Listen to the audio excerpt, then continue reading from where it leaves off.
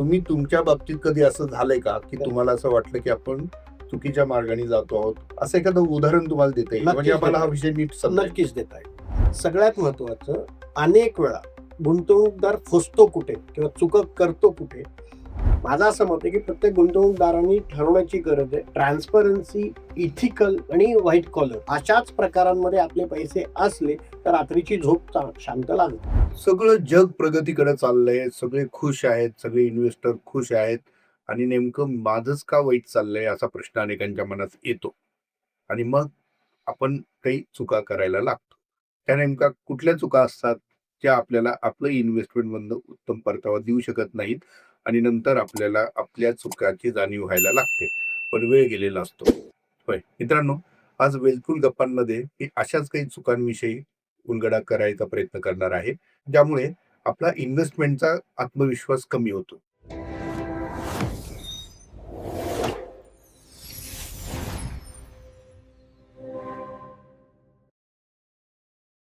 Wealthful Gappa is for educational and awareness purposes only. Participants in this episode are Sandeep Bhushetti, a guest is SCBI registered professional mutual fund distributor ARN 13515, and the host is Mr. Santosh Deshpande, who is not registered as advisor or professional with SCBI. No buy or sell recommendations are made. Investing in the market involves risk. Please consult your own financial advisor before making any investment decisions. चला, आपल्या चुका कुठल्या आणि त्या कशा टाळता येईल हे आपण जाणून घेऊया. मी संतोष देशपांडे, तुम्ही ऐकत आहात वेलफुल गप्पा आणि तुमच्यासाठी मी बोलतो करतो आहे आपले मार्गदर्शक संदीप भूशेट्टी यांना. सर नमस्कार. नमस्कार. तुम्ही सर अनेक गुंतवणूकदारांशी बोलता. सध्या परिस्थिती खूपच अस्वस्थ आहे जगभरातल्या युद्धामुळे आणि काही ना काही घडामोडी घडतायत. आर्थिक स्थिती अनेक देशांची, आपल्याही देशाची थोडीशी डळमळीत दिसते आहे. त्यामुळे गुंतवणूकदारांमध्ये एक आत्मविश्वासाची थोडीशी कमतरता जाणवते. मात्र तुम्ही अनेक गुंतवणूकदारांशी जेव्हा बोलता, संवाद साधता, तेव्हा साधारण चित्र काय तुमच्या समोर उलगडतं? काय तुम्हाला जाणवतं त्यात? हा विषय खूप इंटरेस्टिंग आहे आणि हा प्रत्येक गुंतवणूकदारांनी नक्की ऐकला पाहिजे. कारण आत्ताच्या सध्याच्या परिस्थितीमध्ये ज्या पद्धतीने जसं तुम्ही उल्लेख केला, की जागतिक परिस्थिती आणि देशांतर्गत परिस्थिती त्यानुसार आता येणाऱ्या काळामध्ये आपण आपल्या पैशाचं नेमकं करायचं काय? आणि ते पैसे नेमके ठेवायचे कुठे? आणि ते वाढतील कसे? असे जे मनातले बेसिक प्रश्न आहेत, याच्यासाठी नॉर्मली गुंतवणूकदार पारंपरिक पर्यायांकडे जातात. परंतु गेल्या काही वर्षांमध्ये पारंपरिक पर्यायातनं मिळत असणारी गुंतवणुकीतील परतावा हा दिवसेंदिवस कमी होत चालला. त्यामुळं आणखीन काही वेगळे पर्याय आपल्यासमोर असतील का? याचा शोध गुंतवणूकदार सध्या घेताना दिसतायत. आणि त्यातल्या त्यात नवीन पिढी, जी वेगवेगळ्या विषयांना अत्यंत हिमतीने जोखाळण्याचा प्रयत्न करते. अनेक आर्थिक पर्याय जसे नवनवीन आलेले आहेत बाजारामध्ये, जसं की क्रिप्टोकरन्सी असेल, शेअर बाजारातील फ्युचर ऑप्शन्स असेल किंवा आणखीन जे नवीन गुंतवणुकीतले पर्याय ते जोखाळण्याची प्रयत्न या पिढीकडनं होतं आणि अनेक त्यातले खाचखळगे न समजता हे गुंतवणूक केल्या जातात आणि त्यातनं मिळणारा अनुभव हा अत्यंत वाईट असतो किंवा अपेक्षित नसतो. त्यामुळे पुन्हा एकदा जेव्हा पैसे खिशात येतात त्यावेळेस अशा पर्यायांकडे जायचंच नाही आणि आपण आपलं पारंपरिक पर्यायामध्ये आपले पैसे ठेवतो. अनेक वेळा पारंपरिक पर्यायामध्ये पण कम्फर्ट नसतो. अनेक वेळा नवीन पर्यायातली माहिती पूर्ण नसते आणि कित्येक वेळा असं लक्षात आलंय सर, की अनेक गुंतवणूकदारांच्या बचत खात्यामध्ये लाखो नव्हे, करोडो रुपये तसेच पडून राहतात आणि त्यांचा एकच विषय असतो, की मला योग्य पर्याय मिळूस तर माझे पैसे मी इथेच ठेवतो. आणि त्यातनं सगळ्यात मोठी चूक अशी होते, की आपल्याकडे पैसे आहेत, पण आपले पैसे झोपलेले आहेत. ते पैसे कमवत नाहीयेत. ते कुठलंही श्रम करत नाहीयेत.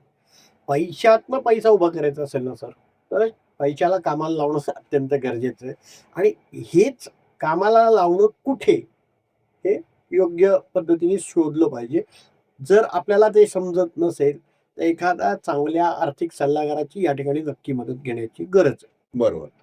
आपले पैसे तसेच आपण झोपलेले राहू देतो आपल्या खात्यामध्ये आणि त्यातून नंतर मग कधीतरी आपल्याला जाग आली, तर अशा ठिकाणी आपण रिस्क घेतो, हो. की ज्यातनं नंतर आपल्यावरतीच झोपायची वेळ येते. खरं. पण सर अशा काही कुठल्या गोष्टी तुम्हाला आवर्जून सांगायच्या आहेत, की त्या चुका म्हणता येतील? नक्की. गुंतवणूकदार नेमके कुठे चुका करण्याची शक्यता असते. ते कसं ओळखायचं कसं, की आपण चुकीचा विचार करतो आहोत किंवा चुकीचा निर्णय घ्यायच्या मार्गावर आहोत? सगळ्यात महत्त्वाचं, अनेक वेळा गुंतवणूकदार फसतो कुठे किंवा चुका करतो कुठे, तर आपल्या आजूबाजूला असणारे जे आपले संपर्कात येणारी लोकं आहेत, ते म्हणजे आपले मित्र, आपले नातेवाईक, अनेक इन्फॉर्मेशन देणारे सोर्सेस, जणू काही अ, वृत्तपत्र असतील, टीव्ही माध्यमं असतील, सोशल मीडिया असेल, YouTube असतील, अनेक ठिकाणी आपल्याला इन्फॉर्मेशनचा भडीमार होताना दिसतो. आणि होतं काय, या सगळ्या माध्यमातून प्रत्येक व्यक्ती किंवा प्रत्येक माध्यम आपल्याला जे माहिती देत असतं, ते फक्त चांगल्या गोष्टींची देत असतं. कुठलाही व्यक्ती आपलं अपयश वेगवेगळ्या माध्यमात येऊन कधीच सांगत नाही. बरोबर. मग मला तिथे टेम्पटेशन दिसायला लागतं, की या व्यक्तीने जर लाखो रुपये कमवलेले आहेत, कोट्यवधी रुपये कमवलेत किंवा मोठाचा मोठा परतावा त्याने कमवलाय. आपण किमान काही रक्कम टाकून तर बघू. त्याच्यातनं परतावा मिळवण्याचा प्रयत्न करू. असा जो एक ट्रॅप म्हणूया, तो गुंतवणूकदारासमोर येतो आणि त्या ट्रॅपमध्ये तो माणूस अलगद अडकतो. सुरुवातीला कदाचित त्याचं नशीब चांगलं असेल, बलवत्तर असेल आणि त्याला लक त्याच्या फेवरमध्ये काम करत असेल, तर त्या गुंतवणुकीचा त्याला चांगला परतावा मिळतो आणि मग त्याचा कॉन्फिडन्स वाढत जातो आणि मग तो प्रचंड मोठे पैसे त्या गुंतवणूक पर्यायामध्ये इन्व्हेस्ट करतो आणि तिथे सगळे पैसे ते घालवून बसतो. पहिला ह्या चुकीला एक सगळ्यात महत्त्वाचा पर्याय, की कुठेही पैसे टाकायचे असतील किंवा कुठेही पैसे गुंतवायचे असतील, तर त्याच्याबद्दलची एक चांगली माहिती किमान घेणं गरजेचं आहे. ही चूक पहिल्यांदा टाळली गेली पाहिजे. कारण अभ्यासपूर्वक केलेले निर्णय शक्यतो चुका होताना आपल्याला दिसत नाही. पण आपली चूक होते हे कसं कळायचं? हां, मी म्हटलं तसं, की काही व्हिडिओज बघून किंवा काही माहिती वृत्तपत्रात वाचून आपण आपले गुंतवणूक पर्याय निवडायचे नसतात. आपल्याला आपल्या गरजा, आपली टाईमलाईन, आपली रिस्क घेण्याची, जोखीम घेण्याची तयारी, या सगळ्याचा एक सांगड करून मगच तो योग्य पर्याय निवडणं गरजेचं आहे. पण तो योग्य पर्याय सापडणार कसा? त्यासाठी अभ्यास करणं गरजेचं आहे. बरोबर. तुम्ही खूप छान सांगितलं. पण आता लोकांनाही रिलेट करू देत ना, म्हणजे आपण इतरांना सल्ला देतो. तुम्ही तुमच्या बाबतीत कधी असं झालंय का, आजवरच्या इन्व्हेस्टमेंटच्या तुमच्या प्रवासात, की तुम्हाला असं वाटलं की आपण चुकीच्या मार्गाने जातो आहोत किंवा तुमच्या अनुभवातलं कुणाचं असेल, असं एखादं उदाहरण तुम्हाला देता येईल? म्हणजे नक्कीच आम्हाला हा देता विषय नीट समजेल. नक्कीच देता येईल. गुंतवणुकीमध्ये काही एक बेसिक आराखडे आपण नक्की मांडले पाहिजे, की एखादा पर्याय मी निवडतोय, तर त्या पर्यायाला मी देत असणारा वेळ, त्या पर्यायातनं मिळत असणारा परतावा आणि माझ्या अपेक्षित परताव्याच्या जवळपास तो परतावा येतोय का? एक माझं उदाहरण स्वतःचं देतो. साधारणपणे या गोष्टीला 12-13 वर्ष होऊन गेली. अ, गुंतवणूक पर्याय म्हणून प्रथमच माझ्यासमोर क्रिप्टोकरन्सीचा पर्याय आला.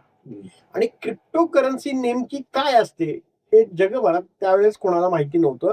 तो जस्ट सुरू झाला होता आणि त्या दरम्यान काही वेगवेगळ्या सोर्सेसच्या माध्यमातून ती इन्फॉर्मेशन माझ्यापर्यंत आली. त्या संदर्भात काम करणारे लोकं मला येऊन भेटले आणि त्यांनी हा गुंतवणूक पर्याय आता बाजारात नवीन येऊ घातलेला आहे. तुम्ही या गुंतवणूक पर्यायाकडे कसं पाहताय आणि जर तुम्हाला ह्याच्यात काही आमच्या या पर्यायामध्ये जर चांगला एक भविष्य दिसत असेल, तर तुम्ही तुमची स्वतःची तरी किमान गुंतवणूक करा. असा तो आग्रह त्या व्यक्तीकडनं माझ्यापर्यंत आला. मी त्याचा साधा साधा एक अभ्यास केला. मला असं लक्षात आलं, की हे डिजिटल वर्ल्ड नवीन सुरू होतंय इन्व्हेस्टमेंटसाठी. नेमकं काय असतं, कसं असतं, हे पाहण्यासाठी म्हणून बरं का, गुंतवणूक पर्यायाला तपासणं पण गरजेचं असतं. म्हणून एक छोटीशी रक्कम 12-15 वर्षापूर्वीची गोष्ट करतो.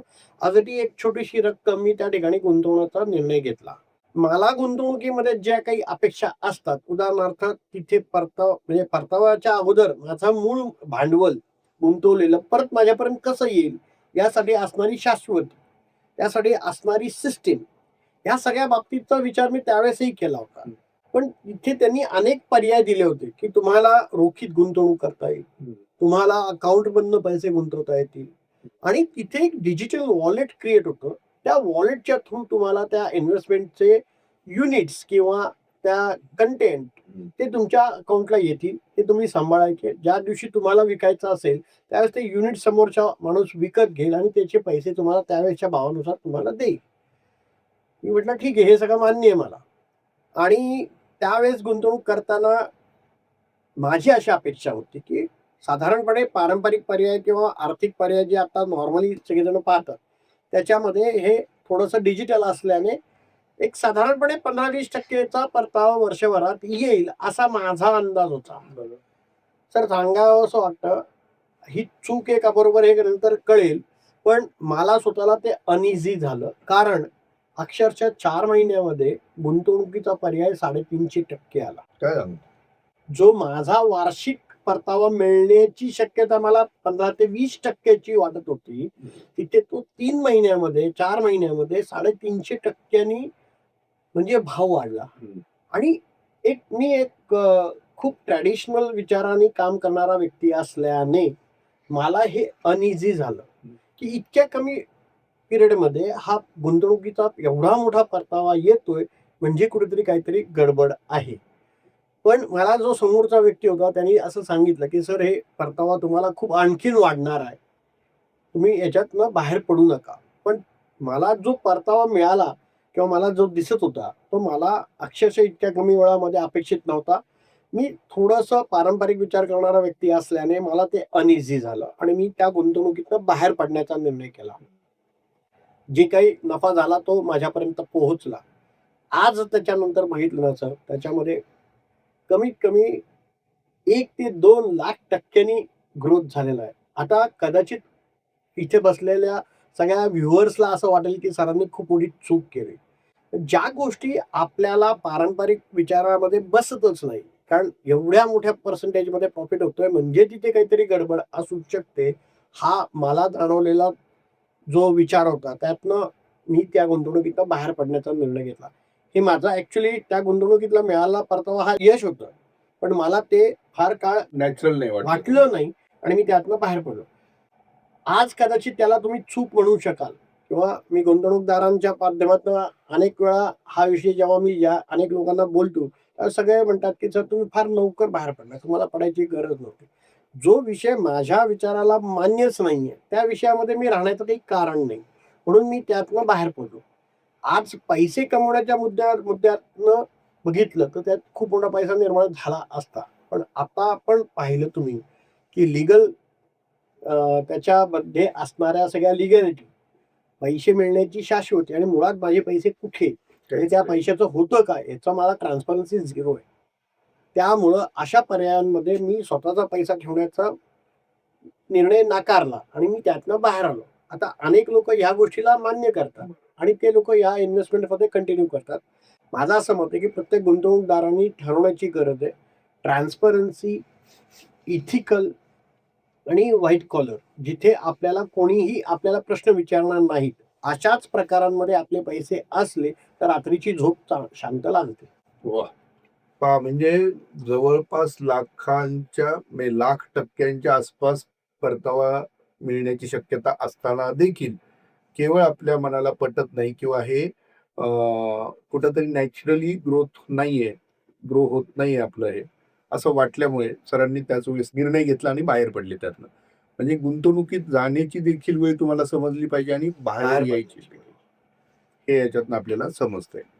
आणखी अशा कुठल्या चुका आहेत, की ज्या तुम्हाला आवर्जून सांगता येतील, की ज्या टाळता येऊ शकतात? करेक्ट.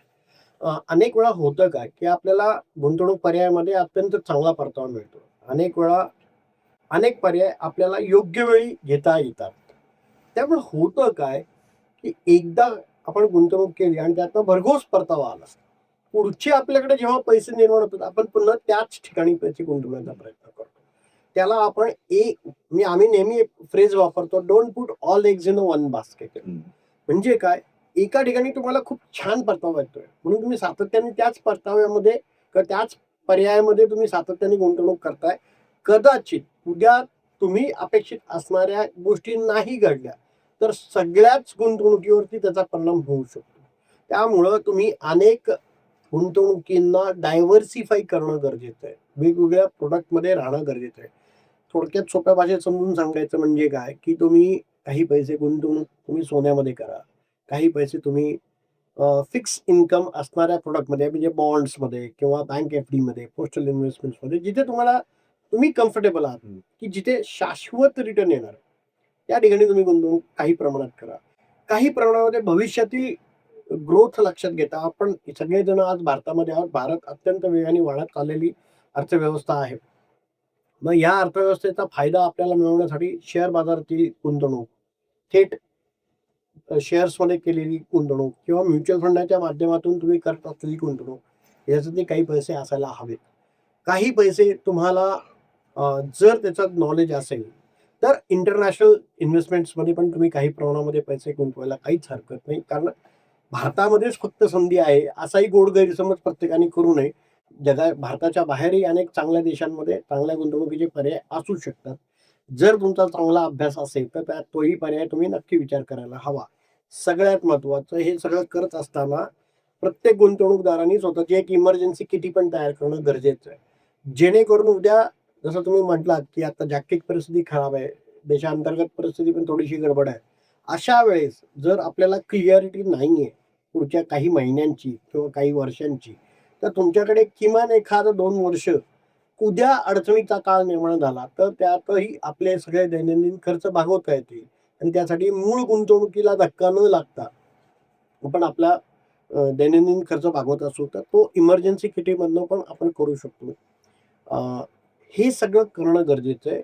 दुसरं सगळ्यात महत्त्वाचं, की तुम्ही दीर्घकालीन नक्की विचार करणं गरजेचं आहे.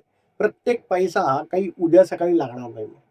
त्यामुळं तुमच्या गुंतवणुकीमध्ये टाईमलाईन असणं गरजेचं आहे. आपण अनेक वेळा या विषयावर बोललोय, बास्केटिंग ऑफ इन्व्हेस्टिंग. म्हणजे छोट्या काळासाठी काही बास्केट, मध्यम काळासाठी काही बास्केट आणि दीर्घकालीन गोष्टींसाठी काही बास्केट. तर बास्केट इन्व्हेस्टिंग करणं खूप महत्त्वाचं आहे. हे तुम्हाला खूप फायद्याचं ठरू शकतं. तिसरं सगळ्यात महत्त्वाचं, की तुम्ही हे जे करताय ह्याच्यामध्ये पारदर्शकता असणं गरजेचं आहे. प्रत्येक गुंतवणूक पर्याय हा पारदर्शक पद्धतीने तुमच्यापर्यंत येणं गरजेचं आहे. आपण मागचाच एक सोन्यावरती केलेला एपिसोड आहे. अनेक लोकांचं असं म्हणणं होतं, की सर तुम्ही अनेक एपिसोडमध्ये डिजिटल गोल्डवरती तुम्ही बोलताय, फिजिकल गोल्डवरती नाही बोलत आहे. फिजिकल गोल्डमध्ये असणारे प्रॉब्लेम्स आणि डिजिटल गोल्डमध्ये असणारे फायदे हे पाहूनच आपण हा विषय बोललो. गोल्ड या विषयामध्ये मला काही कुठे शंका नाहीये, की सोन्यामध्ये वाढ होणार नाही का? 100% होणार आहे. पण मग आपण फक्त त्याचं स्वरूप बदललं. अनेक लोकांना जमिनीचं खूप आवड असते आणि त्या ओघामध्ये राहतं घर तर आपण घेतलंच आहे. पण राहता घराच्या व्यतिरिक्तही माझ्याकडे 8-10 जमिनीचे ऑप्शन्स असतात. कुठेतरी मी जागा घेऊन ठेवतो, कुठेतरी दुकान घेऊन ठेवतो, कुठेतरी आणखीन काही पर्याय घेऊन ठेवतो. माझं असं मत आहे, की जर तुम्हाला जमिनीमध्ये इतकं आकर्षण आहे, तर डिजिटल लँड तुम्ही बाय करू शकता. त्याला आम्ही REITs असा ऑप्शन म्हणतो. त्या REITsमध्ये तुम्ही गुंतवणूक करू शकता. मी मागेही ह्याच्यावर आपण एक अख्खा एपिसोड केलाय सर. तुम्हाला आता आपण पुण्यामध्ये बसलोय, तर पुण्यामधली माहिती कदाचित तुम्हाला सगळ्या भागाची आहे, की डेक्कन जिमखान्यात काय भाव चालू आहे, प्रभात रोडला काय भाव चालू आहे, शिवाजीनगरला काय भाव चालू आहे. या भावामुळे तुम्ही कॉन्फिडेंटली डील करू शकता. परंतु तुम्हाला पुण्याच्या बाहेर मुंबईत काय भाव चालू आहे, दिल्लीत काय भाव चालू आहे. कदाचित मुंबई, दिल्लीमध्ये आपल्या पुण्यापेक्षा जास्त परतावा देणारे ऑप्शन्स असू शकतात. मग हे पर्याय तुम्ही पुण्यात बसल्यामुळे, तुम्हाला माहीत नसल्यामुळे, किंबहुना तिथली ट्रान्सपरन्सी नसल्यामुळे तुम्ही फिजिकली तिथे लँड बाय नाही करू शकत. अशा वेळेस डिजिटल लँड ही तुम्हाला अत्यंत कमी भावामध्ये, उदाहरणार्थ 5,000 पासून 10,000 पासून तुम्ही लँडमध्ये इन्व्हेस्टमेंट करू शकता. आज पुण्यात ना मला ₹10,000 मध्ये जागा खरेदी करून दाखवा सर. नाही पॉसिबल. सांगण्याचा मुद्दा काय, की कमीत कमी पैशामध्ये ट्रान्सपरंटली आपल्याला गुंतवणूक पर्याय जे देत असतील, असे पर्याय नक्कीच प्रत्येक गुंतवणूकदारांनी पाहिले पाहिजे. सगळ्यात महत्त्वाचं, कुठलाही गुंतवणूक करताना मी एक हा आवर्जून सल्ला सगळ्यांना देतोय, की शक्यतो गुंतवणूक रोखीत करू नका. कारण रोखीत केलेली गुंतवणूक पुन्हा तुमच्यापर्यंत पोहोचेल ह्याची खात्री नाही. त्यामुळं कुठलीही गुंतवणूक करताना शक्यतो किंबहुना 100% हे बँकेच्या व्यवहारातूनच ते केलं पाहिजे. बँकेच्या माध्यमातूनच तुम्ही गुंतवणूक पर्याय निवडला पाहिजे. उदाहरणार्थ कुठलीही गुंतवणूक करताना तुम्ही चेक पेमेंट करा, NEFT करा किंवा RTGS करा. परंतु आपल्या खात्यात गुंतवणूक कशात केली याची बँक एंट्री ही तुमच्याकडे जर असेल तर भविष्यामध्ये जेव्हा काही अडचणी आल्या लिगली त्यावेळेस हे तुम्हाला उपयोगी पडणार. तर अशा अनेक गोष्टी जर आपण नीट तपासल्या तर तुम्हाला गुंतवणुकीतल्या चुका टाळता येतील. खूप वेळा गुंतवणूकदार टायमिंग करण्याचा प्रयत्न करतो. हम्म. आता सोन्याचा विषय आला तर मागच्या काही महिन्यांमध्ये सोन्यामध्ये 30% भाव खाली आला. चांदीमध्ये 50% भाव खाली आले. बाजार सुद्धा गेली 2 वर्ष खालीच आहे. म्हणजे सप्टेंबर 2024ला शेअर बाजाराचा जो उच्चतम भाव होता त्याच्यापेक्षा आता बाजार जवळपास 8 ते 10,000 पॉईंटनी सेन्सेक्स खाली आहे. मग लोकांना आणखीन भाव खाली येतील याची वाट बघत असतात. नॉर्मली जेव्हा एवढ्या मोठ्या प्रमाणामध्ये डिस्काउंटिंग होतं कुठल्याही गुंतवणूक पर्यायामध्ये आणि जर तुम्हाला तिथे विजिबिलिटी आहे तर तुम्ही नक्की तिथे आपले पैसे गुंतवले पाहिजे. No one can catch the bottom. म्हणजे सगळ्यात न्यूनतम जो भाव आहे हा प्रत्येकाला मिळेलच याची खात्री नाही आणि तो दिवस आणि ती वेळ त्यावेळेस आपल्या खिशात पैसे असतील असं पण नाही. म्हणून आपल्याला जर डिस्काउंटिंग चांगला मिळतंय तर त्या ठिकाणी त्या गुंतवणूक पर्यायामध्ये गुंतवायचा नक्की निर्णय इमिजिएट करणं गरजेचं आहे. अनेक वेळा अनेक गुंतवणूकदार हे टायमिंग करण्याच्या भानगडीत संधी घालून बसतात.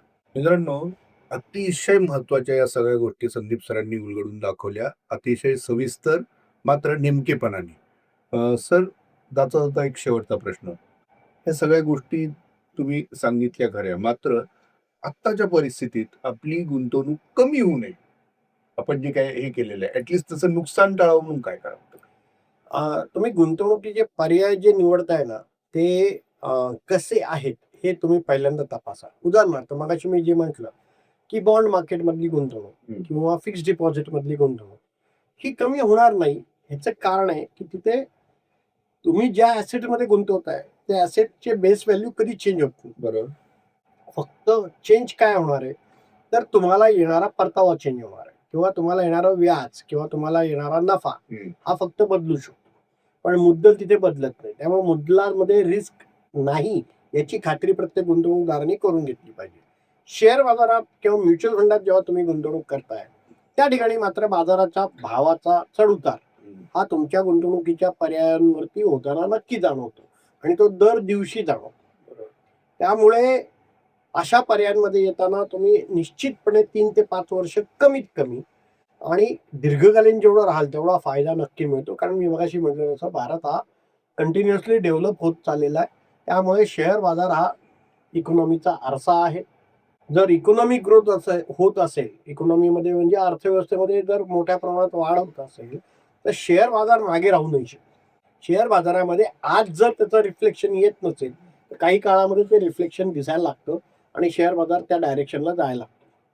म्हणजे एक मालक आणि कुत्र्याची गोष्ट जशी आहे, एक मालक आपल्या एका कुत्र्याला आपल्या घरातील पाळीव कुत्र्याला घेऊन बाजारात किंवा रस्त्यावरती फिरत असतो. काही काळानंतर तो त्याची दोरी सोडून देतो.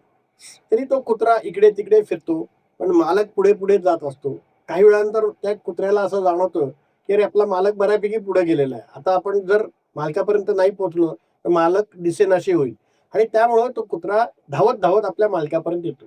शेअर बाजाराचं तसंच आहे. शेअर बाजार अर्थव्यवस्थेच्या मागे मागेच जायला पाहिजे पण काही वेळेस अर्थव्यवस्था पटकनी पुढे डेव्हलप होऊन पुढे जाते, शेअर बाजार मागे राहतो आणि मग थोड्या वेळात त्याचं लक्षात येतं की अरे अर्थव्यवस्था तर पुढे गेलेली आहे आणि आपण मागे राहिलोय, तर आपल्याला आता अर्थव्यवस्थेच्या वेगाने पुढे जायला लागेल आणि शेअर बाजार पटकनी ती एका दिवसात किंवा काही आठवड्यांमध्ये ती जंप मारतो आणि तो शेअर बाजार अर्थव्यवस्थेच्या वाढीला पुन्हा कॅच करतो. एक्झॅक्टली ही संधी आपल्याला कधी येणार आहे हे सांगून होत नाही.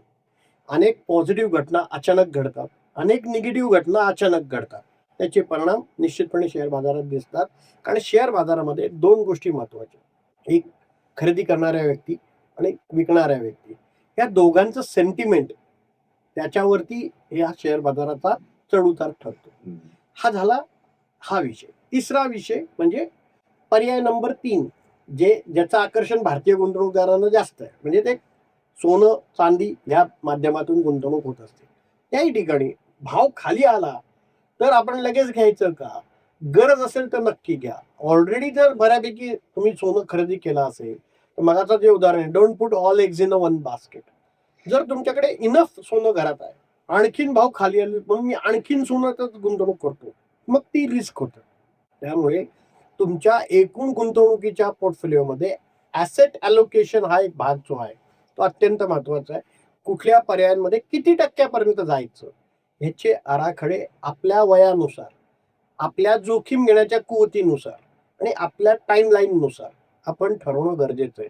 हे जर आपल्याला स्वतःला ठरवता येत नसेल, तर मगाशी म्हटलं तसं की पुन्हा एखाद्या चांगल्या आर्थिक सल्लागाराची मदत घ्या आणि या बाबी आपल्यासाठी समजून घ्या आणि मग आपल्याकडे आलेले पैसे त्या पद्धतीने गुंतवा. मित्रांनो, अतिशय महत्त्वाच्या विषयावरती आता संदीप सरांनी आपल्याला मार्गदर्शन केलेलं आहे. नेमकं काय करावं, कसं करावं हे देखील सांगितलं आहे. कारण काय करावं हे अनेक लोकं सांगतात, मात्र कसं करावं हे देखील त्यांनी सांगितलंय आणि ती खरं तर आजची गरज होती. तुम्ही हा एपिसोड पाहिलात त्याबद्दल तुमचं सर्वांचा आभार मानतो. तुमच्या काही शंका असतील, प्रश्न असतील आम्हाला जरूर कळवा आणि एक विनंती, तुम्हाला हा एपिसोड आवडला असेल, संदीप सरांचं मार्गदर्शन इतरांपर्यंतही पोहोचवावं असं तुम्हाला वाटत असेल, तर हा एपिसोड जरूर लाईक करा, शेअर करा. कारण हे ज्ञान किंवा ही माहिती सर्वांपर्यंत पोहोचणं आवश्यक आहे, जेणेकरून एक आपण सजग गुंतवणूकदार म्हणून ओळखले जाऊ. धन्यवाद सर. धन्यवाद.